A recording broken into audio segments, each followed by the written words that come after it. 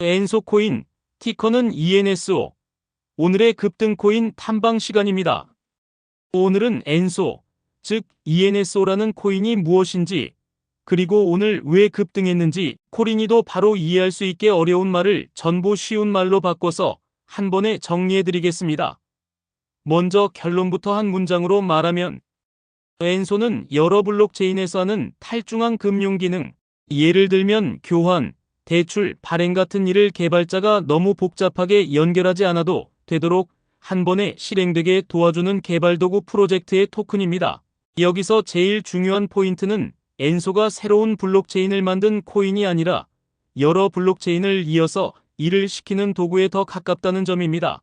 그래서 엔소를 이해하는 가장 쉬운 비유는 이겁니다.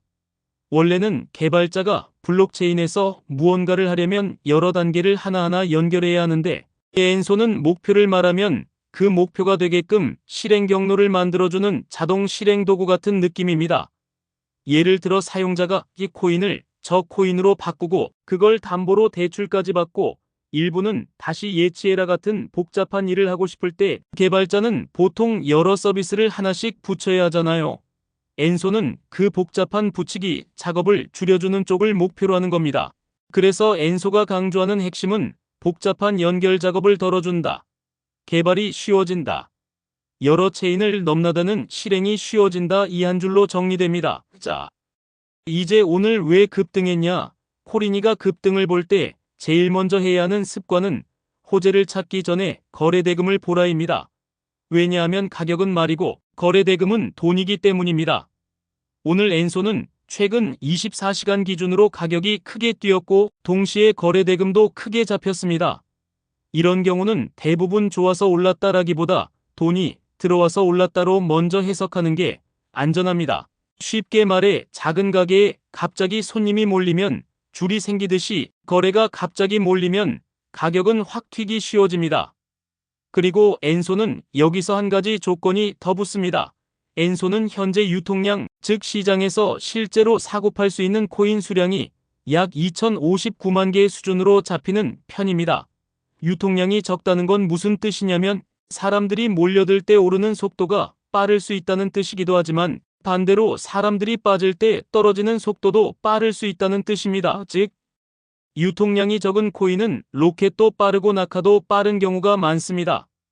그래서 오늘 급등을 현실적으로 요약하면 첫째, 거래대금이 크게 늘었다. 둘째, 유통량이 상대적으로 적은 구조라 수급이 조금만 몰려도 캔들이 과하게 커지기 쉽다. 셋째, 단기 수급에서 흔히 나오는 큰 발표예고 기대감 매수 같은 패턴이 최근 일정으로도 돌았다. 이 세 줄이 제일 현실적인 설명입니다.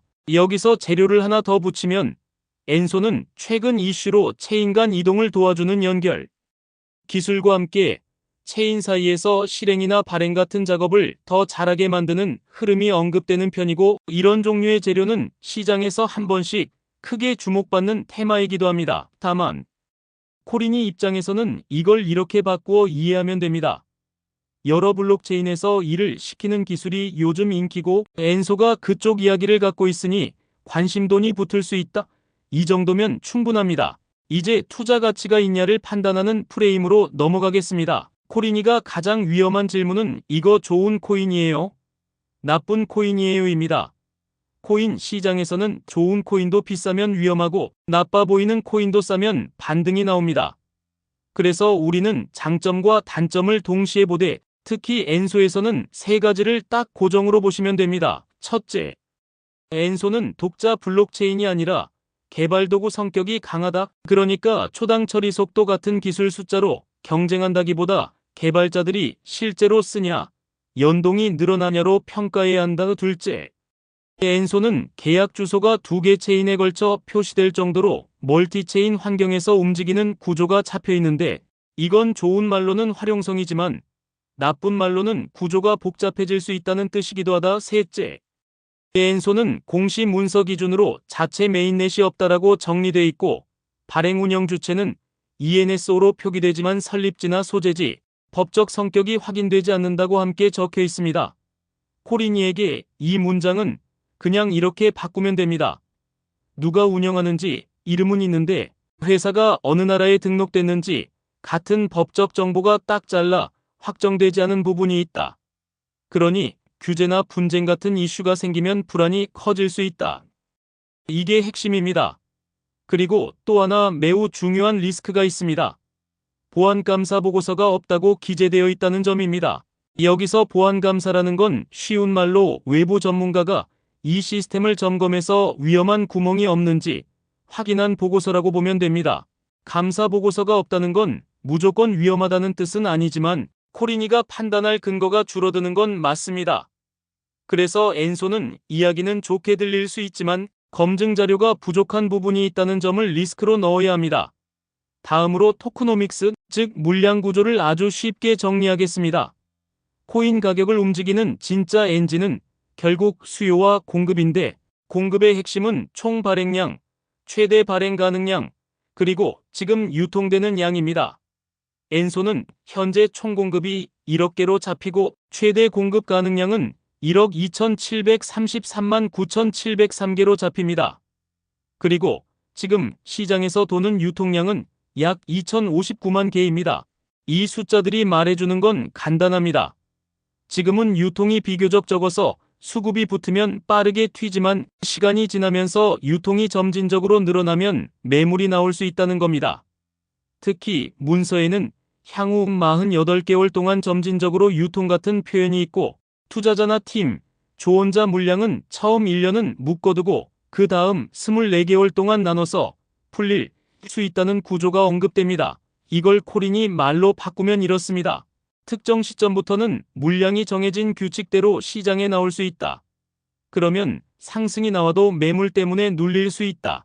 그러니 물량이 풀리는 구간을 모르고 매수하면 손해를 볼 수 있다입니다. 분배 구조도 표를 말로 풀어서 핵심만 잡아드리면 엔소 물량은 생태계 확장과 연구개발 그리고 에어드롭 같은 쪽에 약 21.59%가 배정되어 있고 재단 운영과 개발 쪽으로 약 16.605%, 커뮤니티 판매 라운드가 4%, 조언자 1.5%, 투자자 31.305%, 팀 25%로 구성됩니다.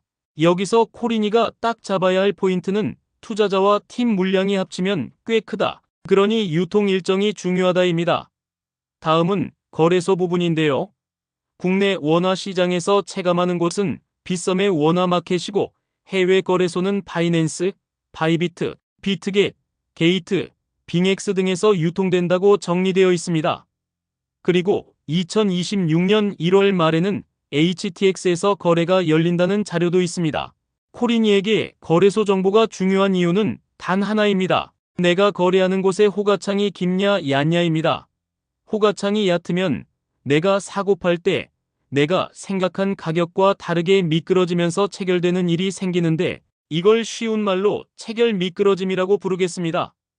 급등 코인은 이 체결 미끄러짐이 특히 심해져서 손절을 해도 생각보다 더 싸게 팔리면서 손실이 커질 수 있습니다. 그래서 단타를 하려는 분들은 엔소 같은 급등 코인에서 특히 조심해야 합니다.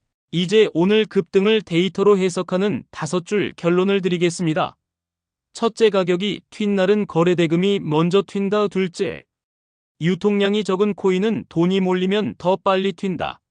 셋째, 발표 예고나 테마 이슈는 기대감으로 가격을 끌어올리기 쉽다. 넷째, 하지만 수급이 빠지면 되돌림도 빠르다. 다섯째, 그래서 단타는 호재 찾기가 아니라 손절 규칙이 본체다. 자, 여기서 코린이용 단타 원칙을 아주 단순하게 드리겠습니다. 가장 위험한 진입은 3가지입니다. 이미 큰 양봉이 2개, 3개 뜬 다음에 나만 늦었다는 마음으로 추격 매수하는 것, 거래 대금이 줄어드는데 가격만 억지로 버티는 구간에 들어가는 것, 커뮤니티에서 몇 배 간다가 도배된 직후에 들어가는 것, 이 3구간은 초보가 제일 많이 다칩니다. 반대로 상대적으로 덜 위험한 진입은 원칙이 딱 하나입니다. 손절선이 명확한 자리에서만 들어간다. 쉽게 말해 급등 후에 가격이 어느 범위 안에서 왔다 갔다 하는 횡보 구간이 만들어지고 그 범위 아래쪽에서 지지가 확인될 때 들어가거나 혹은 그 범위 위쪽을 거래대금과 함께 돌파할 때 들어가되 범위 아래로 다시 떨어지면 바로 자른다 같은 규칙이 있어야 합니다.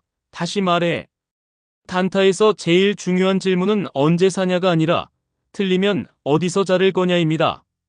그리고 이 코인은 특히 유통량이 적은 편이라 흔들림이 크기 쉬우므로 한 번에 올인하지 말고 들어갈 거면 나눠서 들어가고 나올 때도 나눠서 나오는 방식이 사고를 줄입니다. 마지막으로 투자 관점에서 장단점을 아주 깔끔하게 한 번 더 정리하고 끝내겠습니다. 장점은 명확합니다.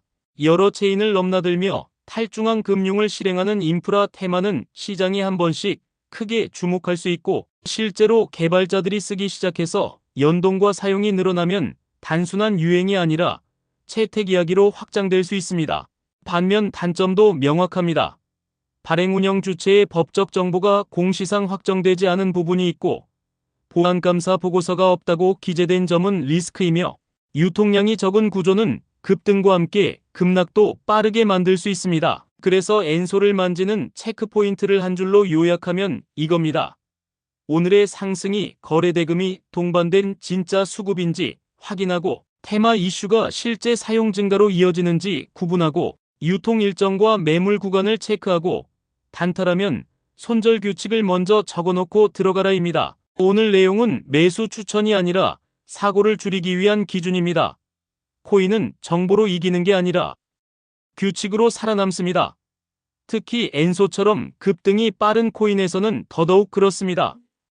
이 내용이 도움이 되셨다면 좋아요와 구독 눌러주세요. 좋아요와 구독은 다음 콘텐츠를 만드는데 많은 도움이 됩니다. 가격이 아니라 기본기로 투자하시길 바랍니다.